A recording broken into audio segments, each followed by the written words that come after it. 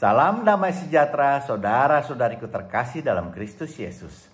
Setelah minggu lalu kita bahas tema ketiga, persaudaraan dalam alam ciptaan, maka sekarang kita akan bahas tema yang keempat, persaudaraan dalam dunia digital. Di masa pandemi yang berkepanjangan ini, kita belum bisa bersosialisasi langsung secara normal, baik urusan pekerjaan, pribadi, maupun bertemu dengan keluarga. Teman dan komunitas pun terpaksa tidak dapat kita lakukan. Gaya hidup kita jadi berubah. Lebih banyak di rumah, sehingga untuk bertemu kita terpaksa menggunakan media digital atau secara online. Beruntung sekarang banyak aplikasi yang menunjang, seperti Zoom, Google Meet, YouTube, dan lain sebagainya. Sehingga kita dapat bertemu dengan orang-orang yang kita kasihi, walaupun hanya secara virtual. Bacaan kitab suci diambil dari Yohanes 15 ayat 1-17 tentang perikop pokok anggur yang benar dan perintah supaya saling mengasihi. Di sini dikatakan untuk hidup kita harus berbuah. Demikian juga dengan ranting. Agar dapat berbuah, ranting harus menempel pada pokok anggur yang benar. Karena ranting tidak bisa berbuah dari dirinya sendiri bila tidak menempel. Dan agar buahnya menjadi banyak perlu dibersihkan. Caranya ya dengan firman Tuhan. Tanpa melekat pada Tuhan kita sulit untuk berbuah. Bahkan di ayat 2 dan 6 mengatakan bila kita tidak berbuah maka akan dipotong sehingga lepas dan menjadi kering untuk kemudian dibuang ke dalam api. Sebagai anak-anak Allah kita diharapkan selalu connect atau menempel kepada Allah. Namun akibat pandemi ini sulit sekali kita bisa menerima secara langsung sakramen-sakramen yang ada. Seperti ekaristi, tobat, perbinyakan, dan lain sebagainya. Demikian pula banyak kegiatan lingkungan, wilayah, persekutuan doa yang tidak dapat kita lakukan secara langsung. Bahkan gaya hidup kita pun mengalami penyesuaian karena banyak keterbatasan. Sehingga banyak orang yang merasa kering, kesepian, sumpek, stres, dan depresi karena tidak dapat bertemu orang lain atau harus jaga jarak. Ternyata media digital dapat menjadi jalan keluar atau solusi yang baik dan memberikan sedikit kelegaan bagi kita sehingga kita bisa bertemu walau hanya secara virtual. Saya teringat saat saya dan anak-anak harus isolasi mandiri akibat COVID. Kami masing-masing terkurung dalam kamar seorang diri, tidak dapat bertemu siapapun karena khawatir menularkan kepada orang lain.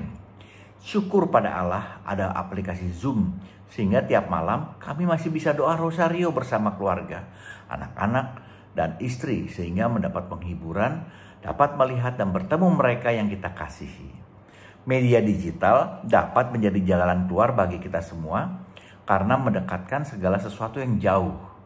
Walau kita pun tahu dunia digital bila tidak digunakan dengan bijak bisa menjauhkan segala sesuatu yang dekat.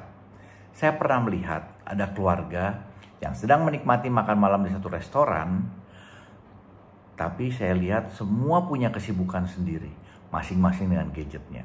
Ada yang WA sambil senyum-senyum, ada yang excited main game, juga ada yang hanya menonton melalui gadgetnya. Bukankah dapat dikatakan mereka sudah menjauhkan sesuatu yang dekat? Mereka dekat, tapi mereka jauh. Karena masing-masing tidak peduli sama sekali. Mereka bertemu, tapi hatinya tidak ada di sana. Mereka semua terlihat stay connected dalam dunia digital, namun tidak dalam arti yang diharapkan. Seperti dalam bacaan di atas, kita perlu senantiasa stay connected dengan pokok anggur yang benar, yaitu Allah Trinitas itu sendiri, yang memang masih menjadi misteri bagi kita semua. Tapi bagaimana kita dapat sedikit mengerti misteri Allah bila kita tidak berusaha mendekatkan diri dengannya, membaca firman-Nya, merefleksikan kisah kasih-Nya. Melalui peristiwa ini pula, kita semua diajak untuk bersahabat dengan dunia digital sebagai sarana kita membangun relasi yang lebih baik dengan sesama. Rasanya sudah tidak ada alasan lagi bagi kita untuk tidak bertemu dengan orang yang kita kasihi dengan alasan jarak atau sibuk. Kita bisa menggunakan media digital ini untuk bisa senantiasa bersilaturahmi. Demikian juga saat ini banyak sekali renungan, kesaksian, dan pengajaran Alkitab yang bagus yang dapat memperkaya diri kita dan membantu kita untuk lebih mengenal Allah. Dan hal ini dapat kita peroleh dengan mudah baik melalui webinar, Zoom, meeting, yang juga bisa melalui YouTube. Banyak kuliah dan pengajaran yang bisa kita ikuti di media digital, baik oleh Bapak Kardinal maupun ahli kitab suci lainnya. Sehingga melalui media digital, kita dapat membangun relasi kita dengan Tuhan, mendengarkan firman-Nya, merenungkan ajarannya, serta menuruti perintahnya. Sehingga kita dapat tinggal dalam Dia dan Dia tinggal dalam kita, yang akan membersihkan, berbuah, dan mempermuliakan namanya, serta hidup dalam kasih dan sukacita surgawi.